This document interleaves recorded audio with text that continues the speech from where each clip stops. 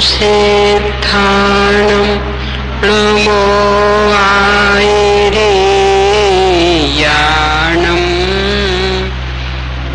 नमो वज्रायाणं नमो लोये सपिसाहूणम्। लेखना के स्वरूप और महत्व के ऊपर चर्चा करने के बाद में प्रारंभिक तैयारी कैसे करें, इस बात को लेकर के समग्र विषय को 6 बिंदुओं में समेटा था। संयोगों की क्षणभंगुरता, अशरणता, असारता, शरीर का अशुचिपना और बीमारियों का घर तथा इन सब से पूर्णतया निरपेक्ष आत्मा की अनादि अनंत शाश्वत सत्ता। यदि इन विषयों का निर्णय प्रतीति पूर्वक हो जाता है तो कोई भी ऐसा प्रसंग नहीं रह जाता कि जिसमें समाधि ना हो सके। इस पर से अपने सामने एक समस्या खड़ी हुई थी कि जब तक वास्तव में बीमारियां नहीं आई, जब तक वास्तव में कोई संयोग प्रतिकूल नहीं हुआ, तब तक तो ये सब बातें जचती रहती, भेद विज्ञान की धारा अखंडित बनी रहती। पर जब वास्तव में ही शरीर बीमारियों से घिर जाता और कोई भी परिस्थिति बाहर में भी बदल जाती, तब ये भेद विज्ञान प्रयास करने पर भी नहीं टिक पाता। तो उसके लिए क्या करें? तो इस बात को लेकर के अपन ने पुनः कुछ बिंदु निश्चित किए।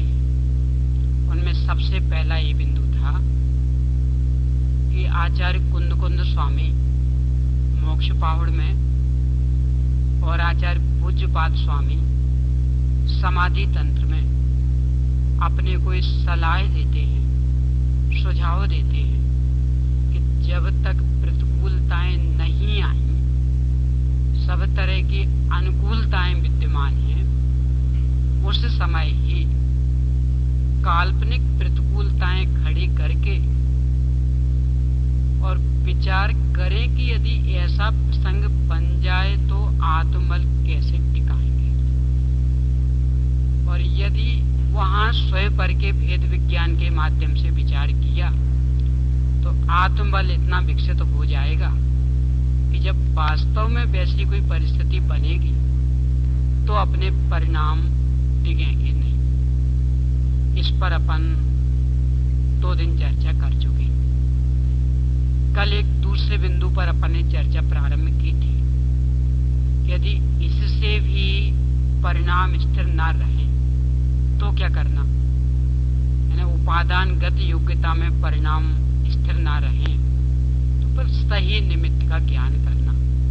उसको अपन ने नाम दिया था कि परिस्थिति के मूल कारण की खोज करें और फिर कर्म सिद्धांत का विचार करें कि जो भी परिस्थिति बनी है उसका मूल कारण क्या। शरीर में कोई बीमारी आ गई, क्या है उसका मूल कारण? उपादान तो उसकी अपनी स्वयं योग्यता, और यदि निमित्त रूप में कुछ दिखेगा तो एकमात्र पूर्ववत पाप कर्म का उदय ही तो कारण है ना। तो जब पूर्ववत पाप कर्म का उदय उस बीमारी का कारण है तो वह बीमारी अशुद्ध औषधियों से कैसे दूर होगी? पाप के उदय में आई है, पुण्य के उदय में जाएगी। और अशुद्ध औषधियों का सेवन यदि करेंगे तो उससे पुण्य बनेगा कि पाप बनेगा? तो जो पाप का उदय चल रहा था उसमें वृद्धि होगी कि कमी होगी? पाप कभी पाप से धुलेगा? तो ऐसा यदि अपन मूल कारण की खोज हर परिस्थिति में करेंगे तो जो जो अभी वर्तमान में अपने को डिगने के कारण बनते कि नहीं साहब डॉक्टर आ जाए तो शायद, औषधि मिल जाए तो शायद, और शायद के चक्कर में कुछ भी करने को तैयार हो जाते हैं। यानी फिर शुद्ध अशुद्ध का भी विवेक रखने की क्षमता नहीं रह जाती। और मूल कारण क्या है? यदि ये अपनी खोज निरंतर चलती रहे तो फिर इन अशुद्ध औषधियों की ओर आकर्षण नहीं होगा। ये नहीं समझना कि औषधि लेना ही नहीं, औषधि लेने का निषेध नहीं है। शुद्ध सात्विक औषधि मिलती हो तो मुनिराज तक ले लेते। औषधि दान का प्रसंग मुनिराज के लिए भी बन जाता, तो निषेध उसका नहीं है, पर उसमें भी ये दृढ़ता से विश्वास रहे कि ये जो औषधि ली जा रही है बीमारी इससे मिटने वाली नहीं है। अशुद्ध की तो बात ही दूर रहो, यानी वो तो बात पहले ही खत्म कर दी। अब तो शुद्ध का, ये जो शुद्ध औषधि ले रहे हैं तो बीमारी इससे मिटने वाली नहीं है। बीमारी तो पाप के उदय से आई है, तो यदि पुण्य का उदय आएगा उस जाति का तो मिटेगी। औषधि से रंच मात्र मिटने वाली नहीं है। अब पुण्य का उदय आएगा तो इसमें दूर का ही निमित्त बन सकता है, एक बन ही जाएगा, इसका नियम नहीं। क्योंकि पुण्य का उदय नहीं आए तो उस रोग की वह दवा प्रसिद्ध होने पर भी अपने लिए अनुकूल नहीं पड़े। जैसे कितने कितने प्रसंग बन जाते हैं। तो ये वहां निर्णय रहे।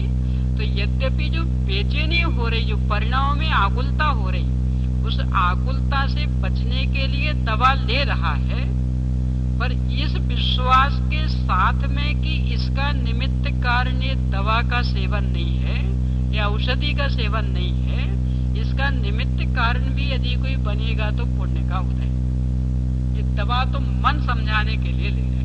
कितनी काम ऐसे होते ना, पक्का अपने को विश्वास रहता कि इससे कुछ होने वाला नहीं, पर मन समझाने के लिए करने पड़ते हैं।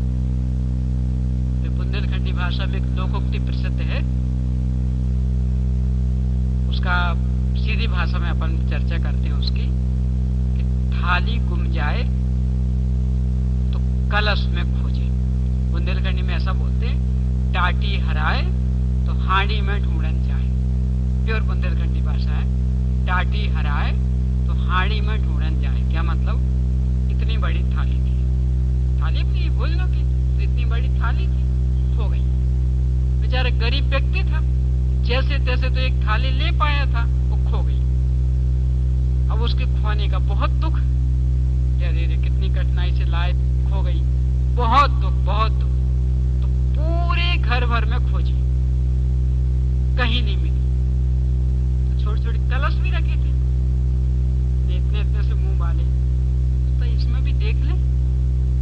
किसको? इतनी बड़ी थाली को। इतनी बड़ी थाली है, कलश के मुंह इतने से, इसमें भी देख ले। यद्यपि उसका मन ये कह रहा कि इतनी बड़ी थाली इतने से मुंह वाले कलश में कैसे जाएगी, पर जो वो खो जाने का दुख है ना, वो दुख ऐसे अनर्गल काम करा लेता है कि ठीक है नहीं मिलेगी, नहीं मिलेगी, पर खोजने में क्या बुराई है? भाई माना कि नहीं मिलेगी, पर खोजने में कोई बुराई भी तो नहीं है, बैठे तो हैं, खोज लो उसमें भी। तो वो कलशों में भी थाली को ढूंढवा लेता।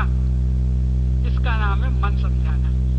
कि क्या करे? पक्का विश्वास कि यहाँ मिलने वाली नहीं है, पर मन नहीं मान रहा ना, वो बहुत आकुलित है ना कि अरे रे कितनी मुश्किल से खरीदी थी और वो भी खो गई।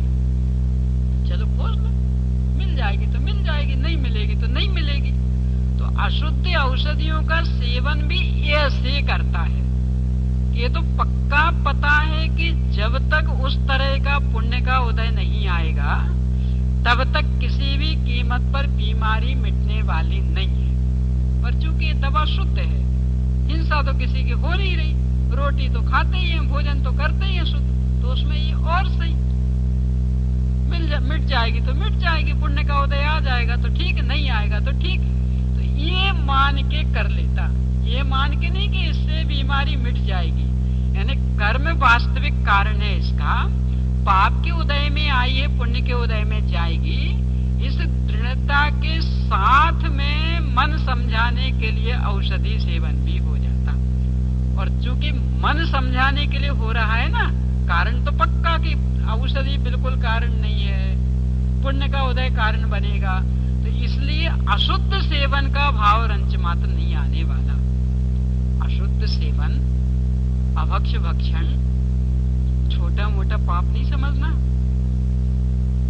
इतना बड़ा पाप है कि उसके बिना संयम, उसके त्याग के बिना संयम तो दूर, सम्यक्त तो दूर, सम्यक्त की पात्रता जागृत होने वाली नहीं।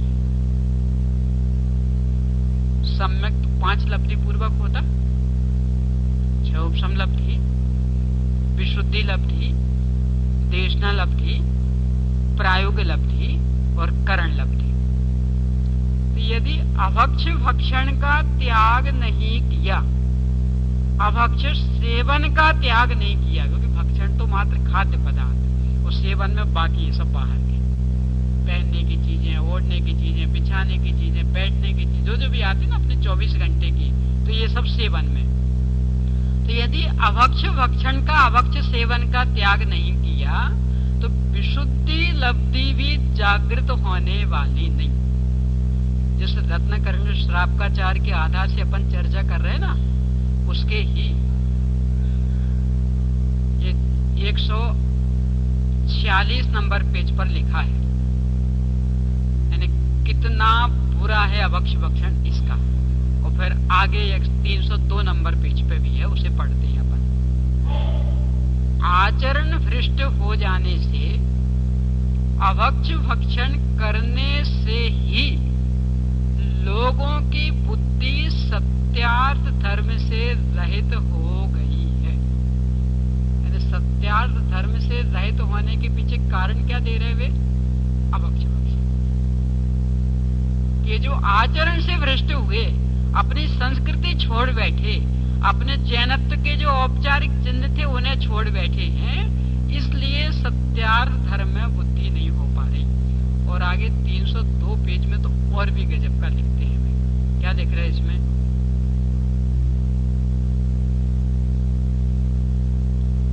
अन्याय, अनीति तथा अभक्ष भक्षण का फल, तीनों का एक साथ। अभक्ष भक्षण करने वालों के व अन्याय के विषय तथा धन भोगने वालों के परिणाम इतने मलिन होते हैं कि करोड़ों बार धर्म का उपदेश व समस्त सिद्धांत शास्त्रों की शिक्षा बहुत वर्षों से सुनते रहने पर भी वह कभी हृदय में प्रवेश नहीं करती है। इतना बड़ा पाप। और आगे प्रत्यक्ष ही देखते हैं, जिनको 50 वर्ष शास्त्र सुनते हुए हो गए, वर्ष भी गिना दिए, जिनको 50 वर्ष शास्त्र सुनते हुए हो गए हैं, किंतु जिन्हें धर्म के स्वरूप का ज्ञान भी नहीं हुआ है, वह सब अन्याय का धन तथा अभक्ष भक्षण का फल जानना। कहते हैं लोग सब इतने साल से सुनते, इतना इतना सुनते, इतना इतना सब याद है, इतना तो स्वयं प्रवचन भी कर लेते हैं, कितना कितना याद, तो क्यों जीवन नहीं बदला?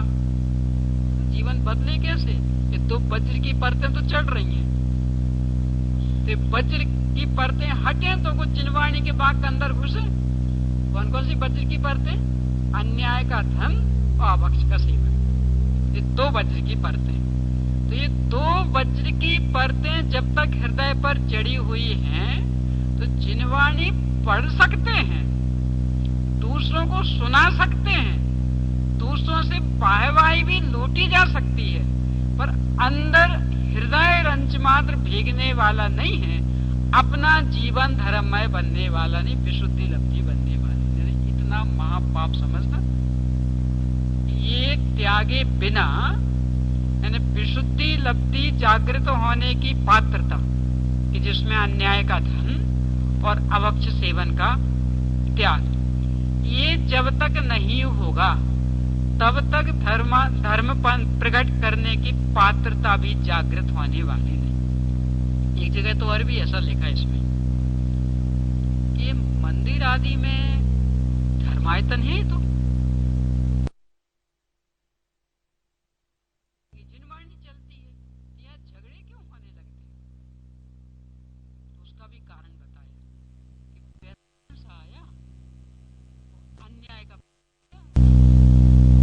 अन्याय का पैसा झगड़ा नहीं कराएगा तो क्या कराएगा? यानी भले धर्मायतन है, वीतरागी भगवान विराजमान है, वीतरागी समझने को मिल रही है, पर इसका मूल क्या है? मूल इसमें यानी कौन सी सामग्री लगी है? तो लगी तो सामग्री सारी अन्याय की, अनीति की लगी, अन्याय नीति वाला पैसा लगा है। तो यदि वो पैसा लगा है तो इस वातावरण में रह कर के भी व्यक्ति के मन में कषाय के परिणाम ही जागृत होने वाले हैं, वीतरागता के परिणाम जागृत होने वाले नहीं है। पंडित सदाशिव दास जी की दृष्टि में अन्याय, अनीति और अभक्ष भक्षण कितना बड़ा पाप दिख रहा। सोचो कि वे कहते यदि मिथ्यात्व को नष्ट करना है तो मिथ्यात्व को नष्ट करने के पहले इनका त्याग करना पड़ेगा, तब कहीं मिथ्यात्व नष्ट होगा, अन्यथा नहीं। तो ये यदि दृष्टि में रहा और साथ में ये दृष्टि में रहा कि जो भी प्रतिकूलता आई है उसका मूल कारण तो पाप का उदय है, तो ये पाप का उदय पाप करने से कैसे मिटेगा? अभक्ष भक्षण करेंगे तो कैसे मिटेगा? तो ये यदि दृढ़ता से विचार रहा तो इसके बल पर अशुद्ध औषधियों आदि का आकर्षण अपने आप टूटेगा। ऊपर इसमें कर्म विचार करें और भी शुभाशुभ कर्म। तो कल थोड़ी सी अपन ने चर्चा की थी कि जे कर्म पूर्व किए खोटे, अब किसके सामने रोना? कोई दूसरे की करने का फल थोड़ी मिल रहा है। और उसमें ही और आगे आज लेंगे, अपने नीरव निर्जर में आती ना बहुत सुंदर पंक्तियां, स्वयं किए जो करे में शुभाशुभ फल निश्चय ही देते, करे आप फल दे अन्य तो स्वयं किए निष्फल होते, अपने कर्म सिवाय जीव को कोई न फल देता कुछ भी, पर देता है यह विचार तज स्थिर हो छोड़ प्रेमादि बुद्धि। क्या लिख रहे?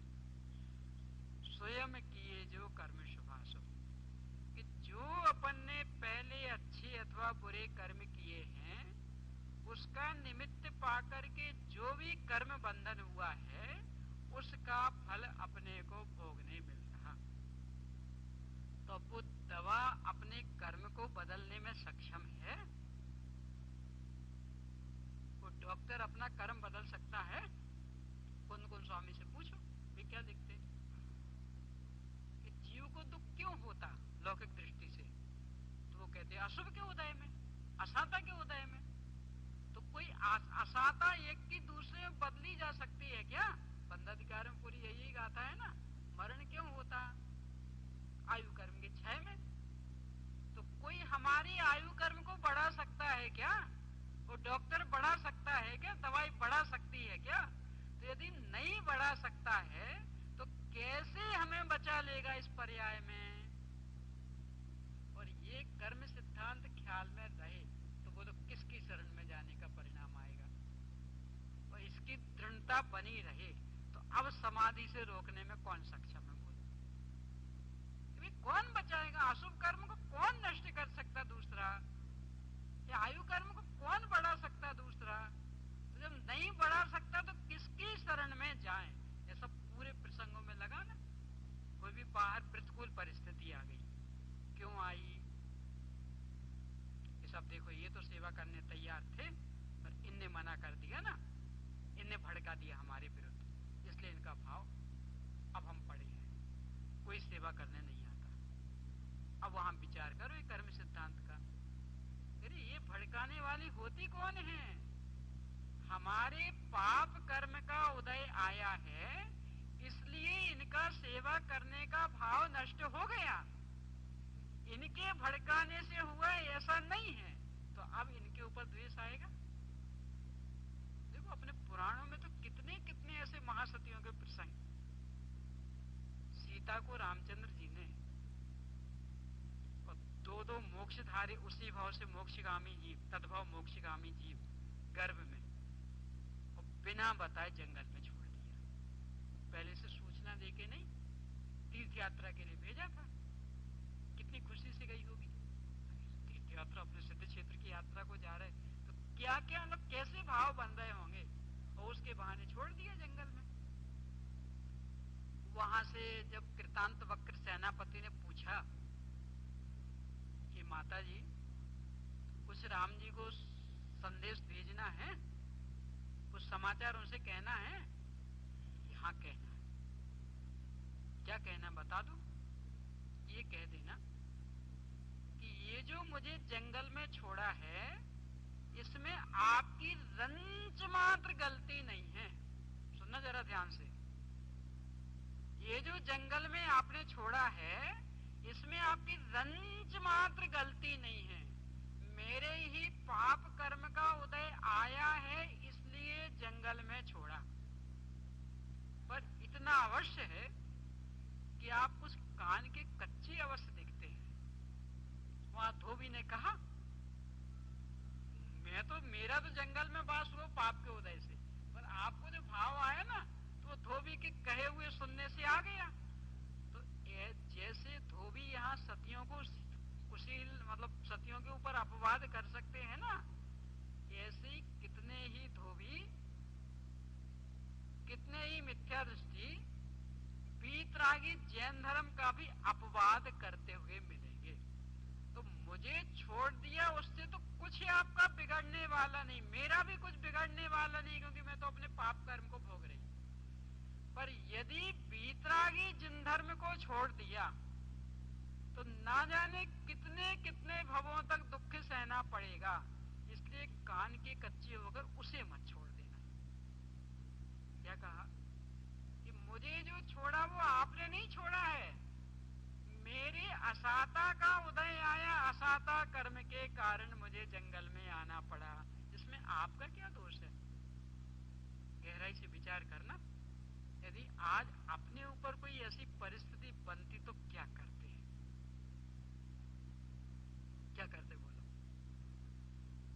कोर्ट कचहरी एक कर देते कि भाई इसकी गलती पूरी अगर हमारे पाप का उदय होगा, हमारे पाप का उदय सरासर इनकी गलती दिख रही ना, तो जब तक कोर्ट में खींच के ना ले जाएं, भले हमारे विरोध में ही केस जीत जाएं, तो जो हम होगा वो भोगेंगे। यानी संपत्ति नष्ट करके भी बाद में फिर कुछ भी हमें सहना पड़ेगा, सहेंगे, पर एक बार तो वहां कटघरे में खड़ा किए बिना नहीं रहेंगे। ये भी कोई बात हुई? हमारे पाप का उदय आए तो इतनी बड़ी सजा दे डाली, ये कोई नहीं अच्छी बात, गलती इनकी भी है। गहराई से सोचना। और अपनी महासतियां अंजना का ले लें, किसी का भी ले लें, उनने क्या सोचा? चाहती तो वो भी अपनी सास को अपने पिता की अदालत में खड़ी कर सकती थी, तो नहीं किया। क्यों? अरे इसमें सास की क्या गलती है? मेरे असाता का उदय आया है, सास की गलती हो तो सास के विरोध में हम कोई केस चलाएं। सास की तो गलती है ही नहीं, मेरा ही पाप का उदय आया इसलिए ऐसा भाव हुआ सास को। तो सास की कोई अपने आप में गलती नहीं है, इसलिए उसके प्रति द्वेष करने से कोई लाभ नहीं। हरे कल कितने कितने ऐसे पुराण भरे पड़े हैं कि जिनमें अपने पूर्ववर्ती कर्म को याद करते हैं तो सारी परिस्थितियां कितनी समता से बर्दाश्त हो जाती। अब उस परिस्थिति को मेटने को क्या करें, किसकी शरण में जाए? कि मेरी असाता को मेटने में कोई दुनिया की शक्ति समर्थ नहीं है। तो कौन समर्थ? एक समर्थ है। कोई कल जो कहा था ना बीमारी के संदर्भ में, कि कौन समर्थ? कह रही ये सब तो जिनेंद्र भगवान की भक्ति के ही पर्यायवाची हैं। चाहे मणि कहो, चाहे मंत्र कहो, चाहे रसायन कहो, चाहे औषधि करो, पर्याय नामानि तबई वितानी। कल सुना था ना विशापार स्तोत्र का कि हे जिनेंद्र भगवान ये सब आपके ही पर्यायवाची हैं, इसलिए मैं तो एकमात्र आपकी शरण में आया, अब अन्यत्र भटकने वाला नहीं। वहीं एक जो समाधि भक्ति है उसमें भी इस तरह का एक छंद आता, एकापि समर्थेयम् जिन भक्तिर दुर्गतिम निवारयितुम् पुण्यानि च पूरयितुम् दातुं मुक्ति स्त्रियं कृतिना। क्या लिख रहे? एकापि समर्थेयम जिन भक्ति, एकमात्र जिन भक्ति ही ऐसी सामर्थ्यशाली है कि जो अनेक अनेक दुर्गतियों से बचा सकती है, पुण्य से पूरित कर सकती है और इसके बल पर सारी प्रतिकूल परिस्थितियां बदल सकती हैं। तो अब यदि कोई हमें बाहर में शरण है तो एकमात्र पंच परमेष्ठी, एकमात्र जिनेंद्र भगवान। कहाँ जाए उनको छोड़ के? और बाकी तो कुछ भी बदलने में सक्षम नहीं है। तो ये जहाँ कर्म सिद्धांत का निर्णय रहेगा तो अब किसकी शरण में जाए? अब वो अभक्ष भक्षण में कैसे प्रवृत्त हो सकता? जिनके अधीन होने से रंज मात्र भी पुण्य बढ़ने वाला नहीं, उल्टा घटने वाला। क्यों? क्योंकि मिथ्यात्व का पोषण करने वाले हैं वो। तो अपन डॉक्टर की शरण में चले गए तो क्या कहने वाला? अंतिम क्षण तक नहीं, चिंता नहीं करो, बिल्कुल बचा के नहीं। अरे हमारे साथ, हमारे पास जो भी केस आया कभी फेल हुआ ही नहीं। रोता रोता आता, बिल्कुल हंसे, हंसता हंसता छोड़ते हैं हम।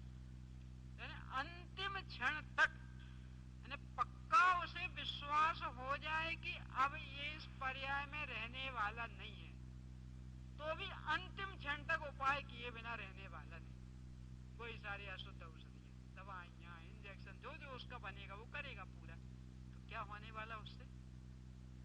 अपने कर्तृत्व को पुष्ट करेगा, अपने को भी विश्वास में रखेगा, अपने को हाँ बराबर डॉक्टर कह रहा तो बात सही होगी, यानी बराबर अब हमारी बीमारी मिटने वाली है। तो जब मिटने वाली तो अभी समाधि क्यों लें? जब बीमारी मिट जाएगी तो अभी तो और जिएंगे ना। तो अपना भी भाव खत्म कर देगा वो अपना कर्तृत्व पुष्ट करेगा और जो अशुद्ध खिलाया उसके अशुद्ध का पाप अलग होना ही है। शरीर के प्रति की तीव्र आसक्ति बनवाएगा, बढ़ाएगा। अरे चिंता मत करो, शरीर यदि ठीक रहा प्रायश्चित ले लेना बाद में। अपने प्रायश्चित विधान भी है ना, कब के लिए? ऐसे प्रसंगों के लिए तो है ना कि एक बार शरीर स्वस्थ कर लो, दवाइयां लेके बीमारी मिटा लो, फिर इसके बाद प्रायश्चित ले लेना। और फिर धर्म साधना ही तो करनी है ना। तो शरीर के प्रति की तीव्र आसक्ति बढ़ाएगा, पाप में परिवर्तन कराएगा और अपना भी कर्तृत्व पुष्ट करेगा। और कदाचित बन गया तो फिर तो कह नहीं क्या, अरे साहब उनकी भी बीमारी हमने मिटा दी, कितनी हमारी क्षमता, तुम्हारी तो नियम से मिट जाएगी, तुम्हारी तो उतनी भयंकर है भी नहीं। तो ये होने वाला है। और पंच परमेष्ठी भगवान की शरण में आएंगे तो वे ये परम सत्य बताएंगे, वे अपने को नहीं उलझारी शरण में अब हम तेरा सब ठीक ठाक कर देंगे। वे ऐसा नहीं कहेंगे। क्या कहेंगे? जब मेरी शरण में आ गया सो तो ठीक है, पर ये जो प्रतिकूल परिस्थिति बनी है, सबसे पहली बात तो ये कि ये तेरी बनी ही नहीं है, तो इससे पूर्णतः निरपेक्ष क्यों परेशान हो रहा? तेरा क्या बिगड़ा? कल अपन ने चर्चा की थी ना कि बीमारी किसका नाम, गाली किसका नाम। कल काफी विस्तार से चर्चा की थी, किसे कहना गाली? बोलो। किसी ने गधा कह दिया तो गधा गाली है? गा था दो शब्द है ना, तो कौन सा शब्द गाली है? ग गाली है कि धा गाली? तो किसे कहना गाली? शब्द तो शब्द है। कौन सा शब्द गाली होता? अपन ने मान लिया कि बुरा तो गाली हो गई, पर मूल में कोई शब्द गाली नहीं है। ऐसे मूल में शरीर की कोई भी विकृति, बीमारी नहीं है। कल चर्चा की थी ना कि सब एक विटामिन, एक नस कम हो गई तो शरीर से पूछो, वो कहता हम पर क्या असर पड़ा? हो गई तो हो गई। एक हड्डी कम हो गई, कहता हम पर क्या असर पड़ा? उसे कोई परेशानी है नहीं, तो जीव का तो शरीर है ही नहीं, तो उसे परेशानी होने का कोई सवाल ही खड़ा नहीं होता। तो बीमारी किसका नाम? काल्पनिक है। अपन ने मान लिया कि ऐसी स्थिति रहे तो स्वस्थ, तो उसके विरुद्ध थोड़ी सी बिगड़ती है तो मानते कि नहीं बीमार हो गए। पर यदि तात्विक विचार करेंगे, यदि उस परिस्थिति का विश्लेषण करेंगे तो किसी भी विकृति को अपन बीमारी नाम दे ही नहीं सकेंगे। अरे उसको विकृति भी नाम नहीं दे सकेंगे। कल तो काफी विस्तार कर चुके ना अपन, शरीर उष्ण हुआ, तापमान बढ़ गया 106 डिग्री बुखार। शरीर कहता हमारा तो स्वभाव ही ठंडा गर्म होना, हमारी कोई विकृति नहीं है। ठंडा गर्म होना ये तो हमारा स्वभाव है। तो उसका तो स्वभाव के अनुसार परिणमन चल रहा, और स्वभाव के अनुसार परिणमन कभी किसी को कष्टदायी होता तो उसकी कोई समस्या नहीं। जीव से पूछे तो अपने में तो स्पर्श गुण है ही नहीं, तो अपना तो ठंडा गर्म परिणमन होने का काम ही नहीं। तो अब बीमारी किसका नाम, बुखार किसका नाम? यानी यदि उस बीमारी का विश्लेषण करेंगे तो लगेगा कि वास्तव में कोई बीमारी नाम की चीज ही नहीं है। तो सबसे पहले तो पंच परमेष्ठी भगवान जिनवाणी माता ये उपाय बताएंगे। कहाँ विचार कर रहे, क्या किसे सोच रहे हो, किसको बुरा कह रहे हो, कौन सी दशा बुरी होती, तुम्हारे ऊपर इसका क्या असर होने वाला, किसको बीमारी कह रहे? कोई बीमारी नाम की चीज होती है? किसका नाम बीमारी बोलो? 6 द्रव्यों में से कौन सा द्रव्य बीमारी? 7 तत्वों में से, 9 पदार्थों में से, उत्पाद व द्रव्य में से, तो वस्तु व्यवस्था तो एक नहीं है। तो क्या है बीमारी बोलो? पुद्गल की भी 2 ही स्थिति है, स्कंद अथवा परमाणु। तो क्या है बीमारी? स्कंद कहते हैं तो स्कंद तो ये है, इसे बीमारी तो नहीं कह रहे। परमाणु में भी नहीं, तो है क्या बीमारी नाम? काल्पनिक है। तो सबसे पहले तो परमेष्ठी भगवान और जिनवाणी माता ये बताएंगे अपने को कि भाई कहाँ चक्कर में उलझ गए, यहाँ हुआ ही नहीं है कुछ। जिसको तुम मान रहे इतना हो गया, इतना हो गया, इतने तकलीफ